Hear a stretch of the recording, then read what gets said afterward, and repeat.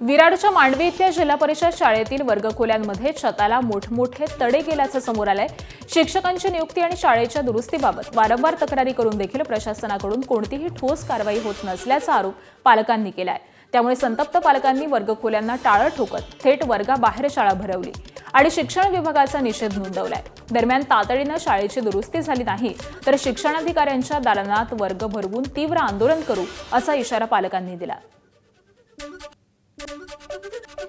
विरारमधून एक धक्कादायक आणि संतापजनक घटना उघडकीस आली आहे। एका अल्पवयीन मुलावरती मंत्रतंत्राद्वारे उपचार करण्याचं आमिष दाखवून त्याच्या आईचं लैंगिक शोषण करण्यात आल्याचा धक्कादायक प्रकार उघडकीस आलाय। या प्रकरणी अर्नाळा सागरी पोलिसांनी आरोपी विरोधात गुन्हा दाखल केलाय। त्याचबरोबर एका मांत्रिकाच्या भूमिकेचा देखील तपास सुरू आहे। या प्रकरणात झालेल्या तक्रारीनुसार आरोपी अजय कमळाकर राऊतनं आधी महिलेचा विश्वास संपादन केला आणि त्यानंतर तिला अर्नाळा परिसरातील एका रिसॉर्टमध्ये नेऊन तिच्यावरती दडपण आणून तिच्याशी शारीरिक संबंध ठेवल्याचा गंभीर आरोप करण्यात आलाय।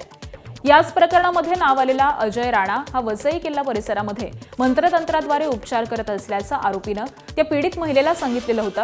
आरोपी अजय राऊतनंच त्या पीडित महिलेला मांत्रिकाकडे नेलं होतं।